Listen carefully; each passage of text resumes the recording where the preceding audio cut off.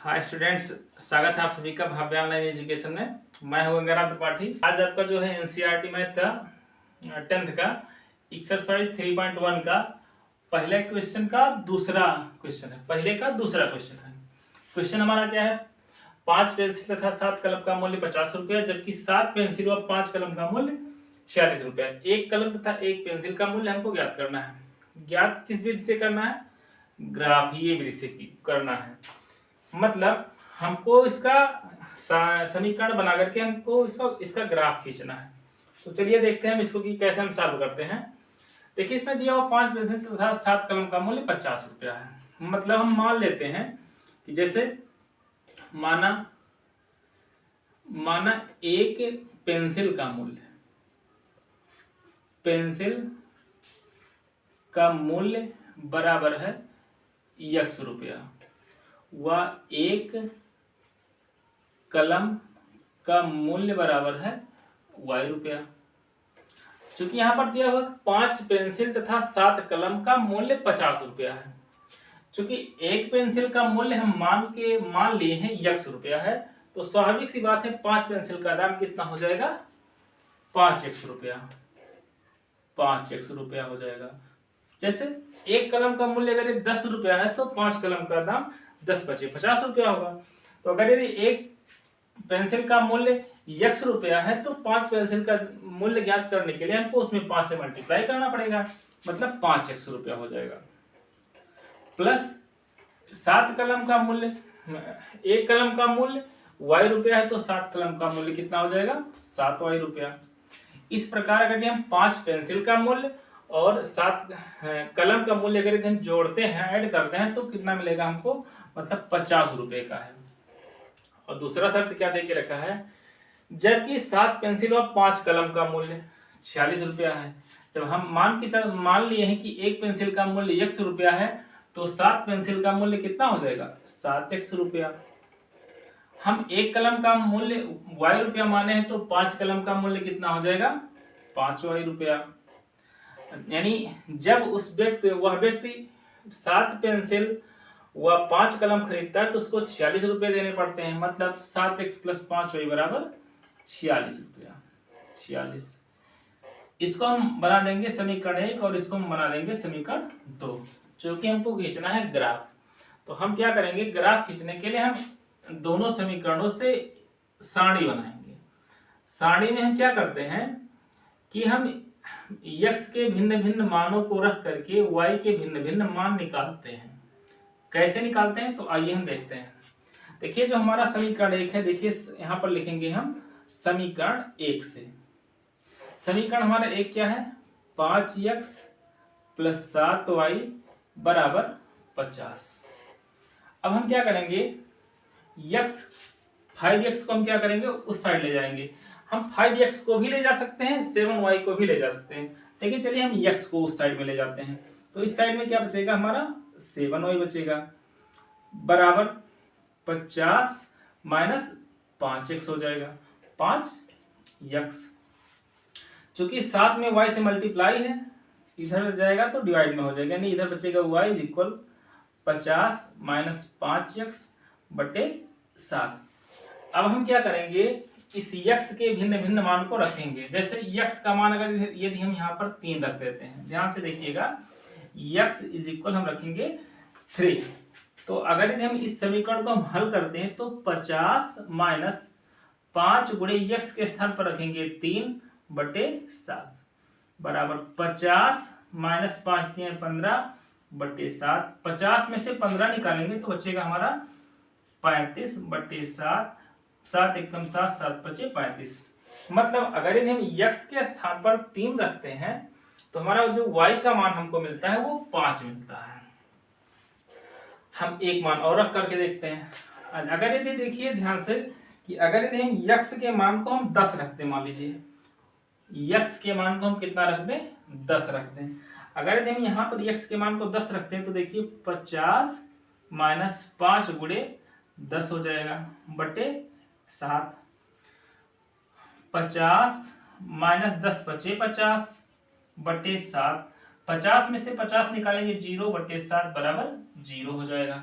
यानी अगर हम x का मान यहाँ पर हम कितना 10 रखते हैं तो y का मान हमको मिल गया 0।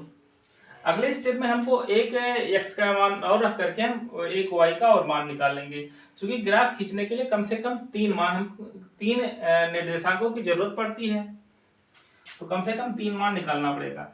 देखिए अगर यदि हम x के मान को मान लीजिए हम -4 रख देते हैं, -4 रख करके देख लेते हैं, जैसे y इज इक्वल कितना हो जाएगा हमारा 50 माइनस 5 गुणे -4 बटे 7। 50 माइनस, चूंकि ये माइनस माइनस हो जाएगा प्लस, 5 चौके 20 बटे 7, 50 20 70 बटे 7, 7 एकम 7 दाएं 70। अगर हम x के मान को -4 रखते हैं तो y का मान हमको मिलता है 10। इस तरह से हमको एक सारणी मिल गई।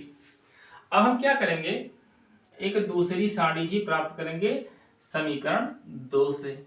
चलिए इसको भी हम प्राप्त कर लेते हैं। 1 2 3 x y। हमारा समीकरण 2 क्या है? हमारा जो समीकरण 2 है वो है 7x plus 5y is equal 46। x को अगर हम उस साइड में ले जाते हैं तो देखिए 5y इज इक्वल हो जाएगा 46 माइनस 7x। चूंकि y में 5 से मल्टीप्लाई उधर जाएगा तो डिवाइड में हो जाएगा, y इज इक्वल हो जाएगा 46 माइनस 7x अपॉन 5।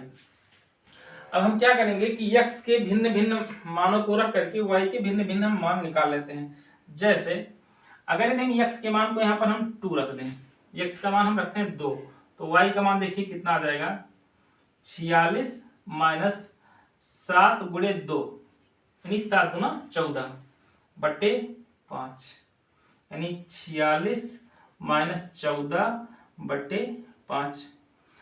46 में 6 में से 4 निकालेंगे, कट कर दो, तो यहाँ पर y का मान हमको मिल गया, y is equal to 46 minus 7x upon 5। अब हम क्या करेंगे, x के भिन्न भिन्न मानों को रख करके y के भिन्न भिन्न मान हम प्राप्त कर लेंगे। जैसे x का मान अगर यदि मान लीजिए हम यहाँ पर रखते हैं -2 रखेंगे तो कितना हो जाएगा 46 माइनस 7 गुणे -2 बटे 5। इसको हल करेंगे तो 46 माइनस 7 दूना 14 माइनस माइनस प्लस हो जाएगा बटे 5। 46 में अगर हम 14 जोड़ते हैं तो 6 4 10, 4 1 5 1 6 60 बटे 5, ये हो जाएगा 12। यानी अगर हम x का मान -2 रखते हैं तो हमको y का मान मिलता है 12। अगर यदि हम इसी में अगर यदि हम x का मान और रखते हैं, जैसे मान लीजिए हम x का मान रख देते हैं 3, कितना 3 रखते हैं तो 46 माइनस 7 गुणे 3 बटे 5 हो जाएगा। तो 46 माइनस 7 21 बटे 5। 46 में से अगर हम 5 निकालते हैं तो 21 निकालते हैं तो 6 में से 1 निकालेंगे तो बचेगा 5, और 4 में से 2 निकालेंगे तो बचेगा 2, 25, यानी 5 एकम 5 5 25। यानी अगर हम x का मान 3 रखते हैं तो y का मान हमको मिल जाएगा 5। ऐसे ही अगर यदि y का मान हम रख देते हैं 8 रख देते हैं तो 46 माइनस 7 गुणे 8 बटे 5। 46 माइनस 8 सत्ते 56 बटे 5। हमको यहाँ पर माइनस में मिल जाएगा -10 बटे 5, 5 एकम 5 5 दूना 10 यानी -2। यानी अगर हम x का मान 8 रखते हैं तो y का मान हमको मिलेगा -2। इस प्रकार हमको 2 सारणियां प्राप्त हो गई। अब हम क्या करेंगे, इन दोनों सारणियों की सहायता से हम ग्राफ खींचेंगे। क्योंकि ग्राफ खींचने के लिए हमारे पास स्पेस है नहीं, तो आप लोग एक काम करिए, इसका स्क्रीनशॉट ले लीजिए, फिर हम आपको ग्राफ खींचने के लिए बताते हैं और आप लोग इसको स्क्रीनशॉट लेकर के आप लोग अपनी फेयर कॉपी में कंप्लीट कर लीजिएगा। इस प्रकार हमको समीकरण 1 से सारणी नंबर 1 प्राप्त हुई और समीकरण 2 से हमको सारणी नंबर 2 प्राप्त हो गई। अब हम क्या करेंगे, इन दोनों सारणियों की सहायता से हम एक ग्राफ खींचेंगे। ग्राफ खींचने के लिए हम क्या करेंगे, देखिए ध्यान से, इसको हम एक चतुर्थांश खींच लेंगे। इस क्षैतिज रेखा को हम कहते हैं x अक्ष और ऊर्ध्वाधर रेखा को कहते हैं y अक्ष। हम दाहिने बगल में प्लस चिन्ह के साथ में चलते हैं, बाएं बगल में माइनस चिन्ह के साथ में, ऊपर प्लस चिन्ह के साथ में, नीचे माइनस चिन्ह के साथ में। ये दोनों रेखाएं जिस बिंदु पर काटती हैं इसको हम कहते हैं मूल बिंदु। मूल बिंदु तो इसको बना लेते हैं 1 2 3 4 5 6 7 8 9 10 11 12। 1 2 3 4 5 6 7 8 9 10। तरह जाएगा -1 -2 -3 -4 -5 -6 -7 -8 -9 -10।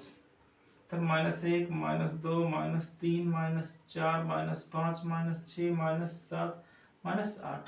चलिए देखते हैं 3 का 5 हमको यानी x पर 3 चलना है, y पर 5 तक चलना है। ये हो गया हमारा 3 का 5। 10 का 0 10 का 0 है, मतलब हमको y पर कुछ भी नहीं चलना है। ये हमारा 10 का 0।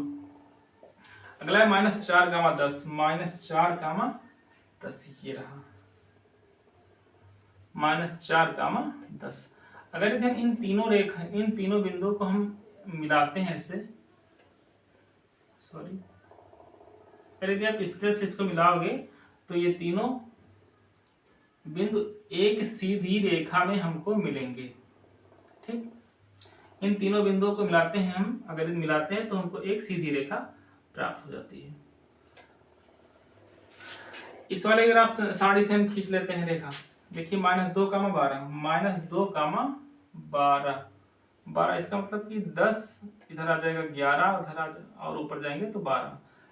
-2 का 12 यहाँ कहीं रहेगा, -2 का 12। 3 का 5 3 का 5 3 का 5 तो यही है। अगला है 8 का -2 8 का और -2, ये रहा 8 का -2।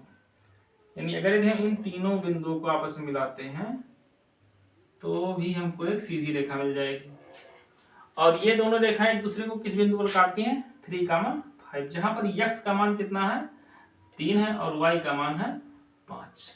मतलब x का मान 3 मिल गया हमको, y का मान 5 मिल गया। मतलब एक पेंसिल का मूल्य हम कितना मान के रखे थे? x रुपया। तो यानी एक पेंसिल का मूल्य कितना है? 3 रुपया।